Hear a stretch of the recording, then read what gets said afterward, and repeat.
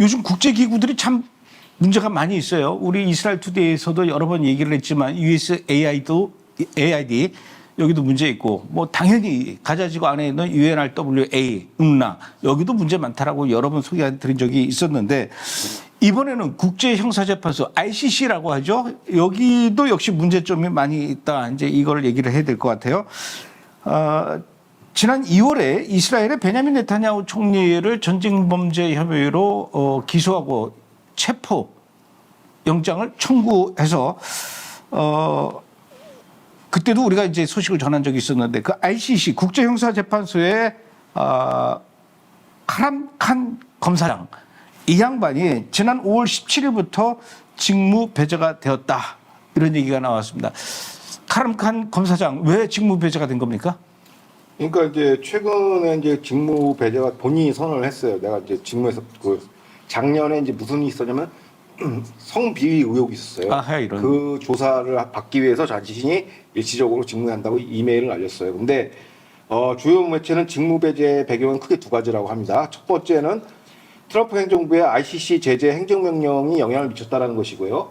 그러니까 ICC 제재 행정명령이 영향을 미쳤어요. 금융 제재가 들어가기 때문에 칸 검사장에 대한 자산 동결 그다음에 여행 금지 때문에 이 압력이 이제 1차적인 압력이 들어왔고 중요한 게 지지난주에 이제 월스트리트저널에서 칸 검사장에 대한 녹취가 터졌습니다. 그 녹취 내용이 뭐냐면 이제 최초 성비 의혹은 지난 10월 달에 이제 언론에 보도되기 시작했어요. 작년 10월에. 근데 최근에 나온 월스트리트저널의 그 녹취는 무슨 내용이냐면 칸 검사장이 자신의 성추문을 덮기 위해서 그 네트냐후 전범 체포영장을 강행했다는 그 녹취가 나온 겁니다. 근데 문제의 성폭력 피해 여성은 말레이시아 출신의 무슬림 여성입니다. 그러니까 뭐냐면 이제 칸 검사장에게 보좌 역을 하는 이제 어소시에 변호사인 것 같아요. 근데 그 여러 차례 이제 성폭력을 당했다가 이 말레이시아 여성이 이제 더 이상 못 참겠다 해서 고소를 하려고 이제 감사인 조사를 사내 그걸 하려고 했는데 칸 검사장이 이제 회유를 하는 거예요. 네가 지금 고소를 하면은 지금 우리가 하려고 하는 팔레스타인 피해자의 정의가 훼손된다. 그러면서 피해자 고발을 덮기 위해서 이제 이거를 이제 네트냐후 고발을 이제 강행했다라는 것인데 월스트리트저널은 당시 반이스라엘 제재를 찬성하는 ICC 회원국이 그 여론 주도를 위해서 차라리 그 성폭력 그 비위 혐의를 이제 네트냐후 그 체포영장 갈란트 국방장관 체포영장을 밀어붙인 것이죠. 그래서 이제 그동안 의혹을 전면 부인하다가 칸 검사장이 나는 그런 적 없다라고 하다가 최근에 이 녹취가 터지면서 비로소 이제 나는 이제 자리에서 일시적으로 물러나겠다라고 이제 직원들한테 이메일을 보냈죠. 그래서 어떻게 보면 이 녹취가 그 휴직계를 내는데 결정적인 영향이 아닌가라고 현지 매체는 분석하고 있습니다. 아주 그냥 엉터리군요. 엉터리. 그래서 얼굴을 볼 필요가 없다는 거예요. 그러니까 그 쌍판태기를 한 번 더 봐야 될 거 아니에요. 다음에는 꼭 얼굴을 보여주세요. 예. 자, 다음은 유네스코 얘기를 좀 해봐야 될 것 같아요. 유네스코. 지난 2023년 9월 17일에 유네스코는 유대 광야에 있는 여리고를 팔레스타인 세계 문화유산으로 지정하자 이렇게 하고 투표를 했다라고 하는데 여리고는 그 옛날 이 여호수아가 점령했던 그 구약 성경에도 기록되어 있지 않습니까? 그런데 이 여리고가 도대체 팔레스타인 민족하고 뭔 관련이 있다고 이게 팔레스타인의 문화유산이라고 유네스코에 등재를 하겠다라는 겁니까? 그러니까 이제 그 유네스코 측 이제 문건을 보면 이렇게 나왔습니다. 여리고라는 걸 그게 이스라엘 지명이지 않습니까? 이거를 아랍 지명인 텔 에스 술탄이라고 얘기를 합니다. 이거를 이제 팔레스타인 그 유산으로 등재를 하는데 그 이스라엘 역사를 이제 탈취하는 것이죠. 그러면서 기원전 2600년 전, 그러니까 최초 청동기 유적지와 유사하다. 그래서 이게 아랍 문명권으로 봐야 된다라고 학술적인 이제 평가를 내린 것이죠. 그래서 이거를 갖다가 이제 팔레스타인 역사에 여리고의 역사를 이제 편입시켜 준 거, 여리고라는 명칭을 안 쓰고 아랍 명칭인 텔 에스 수탄을 쓰고 있죠.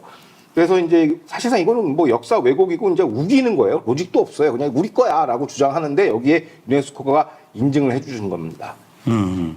뭐 사실 그동안 유네스코는 뭐 이스라엘의 이스라엘 역사와 관련된 그 문화 유적지 상당 부분을 이건 이스라엘이 아니 이스라엘과 상관이 없고 팔레스타인과 오히려 관련이 있고 팔레스타인의 역사 유산이다 이렇게 인정하고 등재해서 그런 적도 여러 번 있었지 않습니까? 그렇죠. 앞서 얘기한 그 여리고는 2023년 얘기고 또 2017년에서 18년에 무슨 일이 있었냐면 헤브론과 유대인과 아무런 관련성이 없다. 와우. 어떻게 그럴 수가 있어요? 그러니까 이제 뭐 우리 구약 성경을 읽는 기독교인들이 납득이 안 가는 얘기죠. 그러니까 이스라엘 민족의 시조이자 믿음의 조상인 이제 아브라함이 이제 헤브론에서 이제 그 정착하지 않았습니까? 그때 이제 거기서 이제 그 처인 사라와 본인 이제 가족묘를 동굴묘를 이제 몇 자리를 매입했거든요. 그 동굴묘 유명하죠. 그게 이제 그것도 존재하는데 이거는 팔레스타인 이브라힘 묘소라고 얘기를 해요. 그러면서 팔레스타인이 이걸 등재를 시켜줬어요. 그 사라 무덤, 아브라함 그 가족장, 어떻게 보면 민족의 조상 그 무덤을 시조를 이거는 팔레스타인의 그 모스크의 그 문화유산이라고 이제 유네스코가 등재를 시켜버린 것입니다. 이뿐만 아니라 2011년에는 이제 팔레스타인 예루살렘 도시 있지 않습니까? 이것도 팔레스타인 도시다라고 이제 또 역사적인 승인을 이제 한 거예요. 도장을 찍은 거예요. 유네스코가. 그래서 그때 한번 이스라엘이 그때 재정 지원을 끊었습니다. 유네스코에. 그 다음에 또 하나가 뭐냐면 이제 이런 게 이게 역사 왜곡이 너무 많으니까 일반 시청자들이나 뭐 이스라엘을 처음 접하는 사람들이 그 팔레스타인 땅 아니냐? 그 왜 그럴까 생각했더니 이런 유네스코 학술 자료 때문에 그래요. 그래서 오늘 그거는 이제 하나하나 좀 여러 가지 좀 소개를 시켜드리려고 하는데 대표적으로 나오는 이제 역사 왜곡이 이런 거죠. 팔레스타인이 가나안의 후손, 성경에 나오는 가나안의 후손이 최초 정착한 원주민이다. 그러니까 가나안에 정착한 원주민의 후손이 팔레스타인이므로 이거는 이스라엘이 정벌하기 전이니까 이 땅은 팔레스타인 땅이다라는 이제 그런 논리 전개인데요. 이것도 딱 들여다보면 무슨 얘기가 나오냐면 가나안 족속은 3,000년 전에 이미 역사에서 소멸됐습니다. 이스라엘한테 이제 정벌 당하면서 그때 이미 없어졌어요. 그러면 소위 얘기해서 이제 팔레스타인의 그 뭐랄까 조상이라고 할 수 있나 아랍이지 않습니까? 아랍 팔레스타인 언제 중동의 시인에 들어오느냐? 그거는 7세기 이후입니다.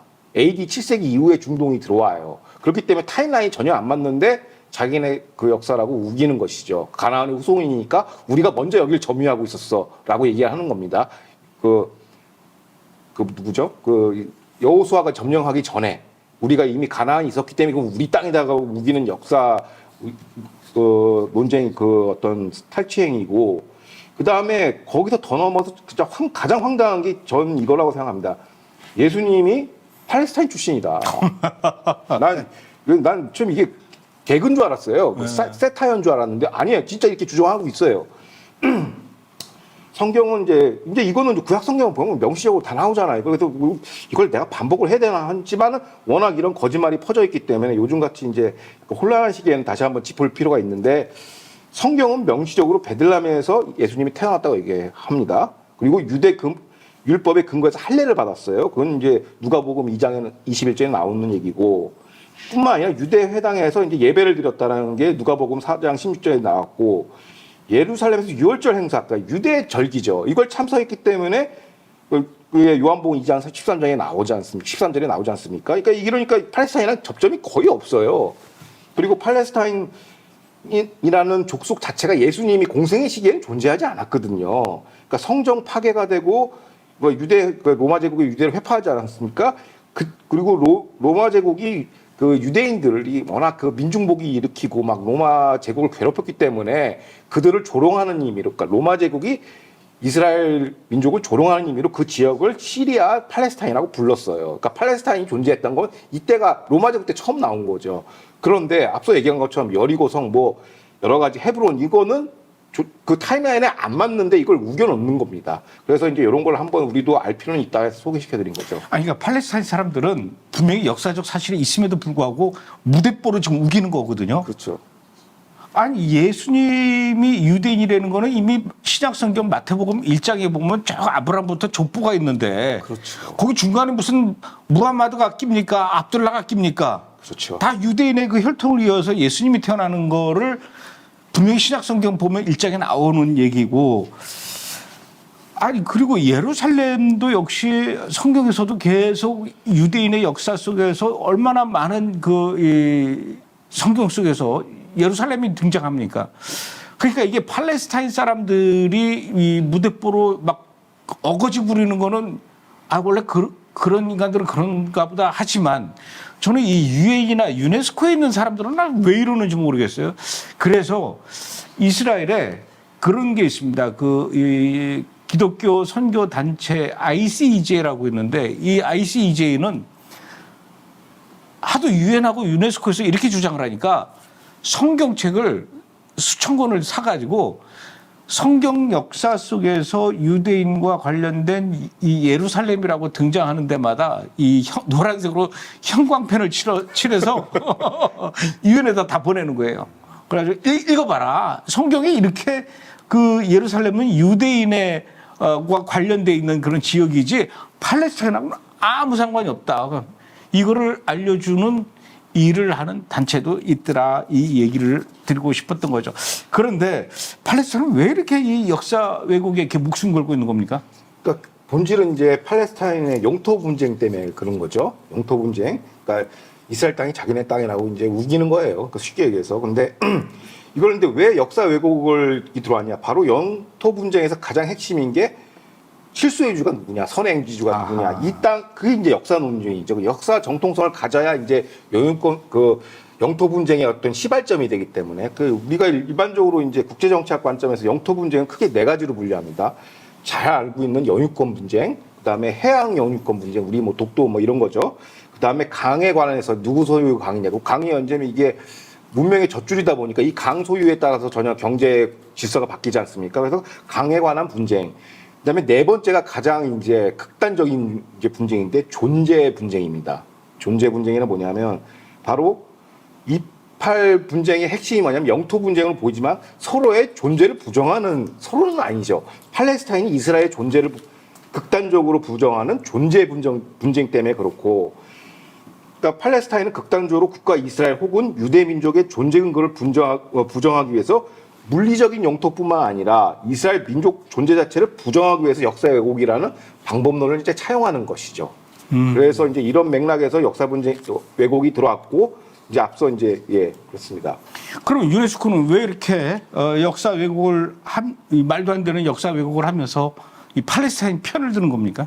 그러니까 감독님이 이제 앞서 이제 정답을 말씀하셨는데요. 이제 이게 팔레스타인이 그냥 떠들면은 아무런 그 문제가 없어요. 혼자 떠들면 이제 가짜라고 해서 우리가 이제 이렇게 이제 폐기 처분할 수 있는데, 여기에 대해서 학술적, 국제적 그 어떤 정당성이나 명분을 이게 주는 거죠. 그게 이제 유네스코가 이제 팔레스타인 국가 인정을 위해서 가공의 역사를 이제 인정한다는 얘기인데, 결국에는 만약 팔레스타인이 혼자 떠들면 아무도 관심이 없지만 유네스코라는 이제 국제기구, 학술단체가 딱 인정을 하는 거예요. 윤허를 하는 거예요. 그렇기 때문에 승인하고 또 팔레스타인의 정통성을 만들어주기 위해서, 뭘 위해서? 팔레스타인 일국가 해법을 위해서. 왜냐하면 족보를 만들어줘야 되거든요, 일종의. 그래서 이제 그런 것이 첫 번째가 있고, 두 번째, 그럼 왜 배경이 그러냐? 이제 뭐 국제기구, 유엔이 다 이제 그 뿌리 깊은 반유대주의가 근거에 자리하고 있죠. 그러니까 이스라엘 이거에 대해서 이제 이스라엘 현지 국제법 전문 교수는 이스라엘 역사 말싸이라고 하면서 여리고 유적을 팔레스타인에게 편입하기 위한 것이고, 궁극적으로 역사 속에서 유대인과 예수의 흔적을 지우기 위함이다. 그건 뭐냐면, 우리가 이제 생물학적 생명을 이제 대단위로, 민족 단위로 제거하는 걸 제노사이드라고 하지 않습니까? 근데 지금 유네스코가 하는 거는 유대인을 역사 속에서 없애는 역사적 제노사이드를 지금 벌이고 있는 거예요. 그래서 유엔의 그동안 행적을 보면 앞서 얘기한 그런 뭐 거짓 역사를 인정해 주는 것, 왜곡 역사를 인정해 준 것도 있지만은 어느 정도냐면, 제2성전 시대를 이제 부정하기 위해서 어떤 작업을 하냐. 근데 이스라엘 뭐 바닥을 파보면 다 유대 그 유적밖에 안 나오잖아요. 그게 정설이니까. 그런데 어떡하냐. PA 당국은 이게 칸막이를 쳐놓고서는 제2성전 근처 유적지를 파면 이제 유대 그 물건이 나오지 않습니까? 그걸 다 파괴합니다. 근데 그거를 유엔이 깃발을 쳐줘요. 그걸 수수방관을 하는 거예요. 대표적으로 유네스코가 학술이라고 하면서 못 들어가게 하고, 일반 유대인 국민들이 이스라엘 국민 들어가서 이거 방해, 이거 하지 말아라 그러면은 이걸 학술 활동이야, 건들지 마 하면서 안에서는 그걸 파괴하시고 있죠. 이걸 수수방관하고 있습니다. 누가? 유네스코가. 이게 굉장히 중요해요. 그러니까 결론적으로는 팔레스타인 일국가 해법을 강화하기 위해서 족보도 없는 팔레스타인 역사의 정통성, 그걸 만들어주는 거죠. 그래서 역사를 주도면밀하게 세탁, 탈취, 조작, 왜곡을 지능적으로 지금 추진하고 있습니다. 이게 핵심이죠. 예루살렘에 가면은 황금사원 거기에 옛날에 성전이 있던 자리지 않습니까? 그 성전산 옆에 키드론 골짜기가 있고 그 옆에 감람산으로 올라가는 언덕배기가 있는데 여기 가면은 뭐를 하냐면요. 이스라엘의 고고학자들이 거기서 발굴 작업을 하는데 무슨 발굴 작업을 하냐면은 황금사원 안에 거기는 지금 이 무슬림의 성지 아닙니까? 얘네들이 여기를 이 땅을 파면서 아마 공사를 했나 봐요. 공사를 하다 보니까 일종의 그 뭐라 해야 되나 건축 쓰레기 건축물 그 쓰레기 같은 거 나오죠. 네, 폐기물. 폐기물 이거를 트럭에다 싣고 저 멀리 갔다가 유대광에다 버리는 거예요. 그럼 고고학자들은 이 황금사원 바로 밖에서 기다리고 있다가 그 트럭이 나가면 쫓아가는 거예요. 그래서 그 무슬림 트럭이 쏟아버리면 그 흙을 다시 퍼와요. 퍼와서 그 감람산으로 올라가는 그 언덕에다 그걸 쏟아붓고 그거를 다 퍼가지고 체에다 걸러서 거기서 이주적 유물들을 발굴해내는데 거기에 성전 시대 때 사용됐던 그 이 제사장들의 복장 액세서리가 거기서 발견이 되고 성전세 동전이 막 발굴이 되고 이런 것들을 계속 막 수천 점을 발굴해내는데 왜 그걸 발굴해내냐면은 무슬림들이요. 저는 그 얘기를 직접 들었습니다. 2000년 전에 여기 무슨 뭐 헤롯 성전이 있었고 3000년 전에 여기 솔로몬 성전이 있었다고 얘기하는데 택도 없는 소리다. 여긴 그런 성전이 있었던 자리가 아니다라고 역사적 사실을 부정하니까 그러니까 그것을 부정하는 것을 바로잡기 위해서 이 이스라엘의 고고학자들이 그런 작업들을 그래서 사실은 지금 이 예루살렘에서요 눈에 보이지 않는 역사 전쟁이 계속 지금 진행되고 있는 겁니다. 자 그런데 이런 유네스코와 유엔의 이런 행태 때문에 예전에 그래서 이제 도널드 트럼프 대통령이 안 되겠다 이거 유네스코를 특별 감찰해서 그 뒤에 탈퇴를 하든지 만들지 해야 되겠다라고 지금 선언한 상태인데 사실은 이 미국이 유네스코에 가입했다가 탈퇴했다가 가입했다가 탈퇴했다가 여러 번 번복했어요. 왜 이러는 겁니까? 그 역사를 한번 읊어보면 이렇습니다. 최초로 미국이 이제 한번 탈퇴한 적이 있어요. 그때가 언제냐면 1984년 레이건 행정부 당시에 이제 탈퇴를 했어요. 그때 배경은 뭐 당연스럽게 유네스코의 관리 부실, 재정 부실, 부패 이런 게 있고 첫 번째고 두 번째는 소련의 이익에 대한 유네스코의 기여 등을 이유로 유네스코에 탈퇴했었습니다.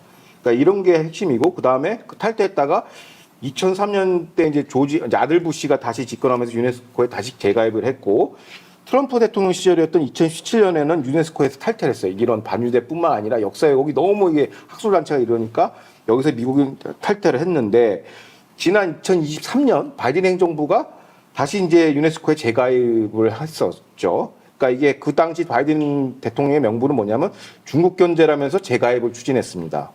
여기서 키워드가 바로 소련 전체주의, 공산 전체주의와 이제 중국인데 주로 역사 왜곡이라는 그 테마를 뭘로 하냐면 그들의 통일 혁명 전선으로 이제 쓰는 거예요. 그래서 이제 현재 중국이 2022년 기준 유네스코 재정 부담률이 19.7%입니다.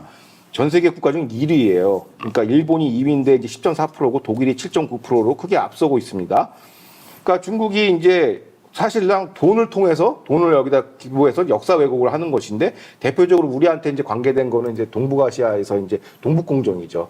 우리 그 만주 땅 거기에 이제 우리 한반도의 어떤 그 심장이라 할 수 있는 고구려의 발해의 그 땅을 자기의 이제 그 중국 역사로 이제 편입시키면서 장기적으로는 한반도에 어떻게 보면 영유권이나 이런 거는 중국 우리의 위성국가다 뭐 이런 걸 하기 위해서 이제 하고 있어요. 그게 첫째적으로 이제 한반도 통일 발생 시에 이제 국경 문제 대비용이고 두 번째는 이제 한반도 자체를 중국의 어떤 그 위성국가나 클라이언트 스테이트나 대리 세력을 복속시키기 위해서 이제 이런 역사 전쟁을 하고 있는데 재밌는 게 이제 유네스코의 최대 그 예산을 제일 많이 쓰는 게 이제 중국이라는 것이죠. 그래서 어떻게 보면 중국은 역사 왜곡이라는 이 공산주의의 오래된 전술을 샤프 파워라는 형태로 글로벌 전술 시험전인 중동에서 지금 쓰고 있는 거예요. 그러니까 동북공정이 이거랑은 한 몸이라는 거예요. 역사 왜곡이 어느 정도로 성공할 수 있을까? 그걸 이제 대한민국에도 쓰고 이제 이스라엘에다 또 이걸 쓰는 거기 때문에 이거는 하나의 국제정치적 관점으로 바라볼 필요가 있다. 단순 양국 간의 그 역사 분쟁이 아닌 글로벌 차원에서의 이제 어떤 그 역사 논쟁의 핵심이죠. 왜냐하면 역사를 지워버리면 우리 아버지의 족보를 없애버리면 저는 완전 호로 자식이 되는 거죠. 미아가 되는 거니까 이 존재 자체를 없애버리는 게 가장 위험한 거건데 이거를 중국 전체주의와 이제 팔레스타인이 이제 한 몸이 돼서 이제 이거를 지구상에서 이제 하고 다니는 것이죠. 그래서 요번에 트럼프 행정부가 요번에 2월 다시 재집권하면서 2월달 행정명령에 이거 전면 감사, 집중 감사해서 재검토하겠다라고 얘기하고 있어요. 근데 지금 유엔 대사 임명이 좀 늦어지고 있습니다. 미국의 유엔 대사가 원래는 유대계 그 스타페닉 의원이 이제 들어가기로 했었는데 지금 뭐 원내 전략상 이제 무슨 공화당의 큰 법안을 통과시켜야 되나 봐요. 감세 법안을. 그 때문에 의석수 부족으로 그 사람을 빼가지고 마이크 왈츠 그 국가안보 보좌관을 이제 새로 임명을 했고 지금 상원 인준을 기다리고 있어요. 이 사람이 이제 유엔 대사로 부임하게 되면 이 뭐 운라 뭐 이런 것뿐만 아니라 이제 유네스코도 한번 대대적인 큰 손을 볼 것 같습니다.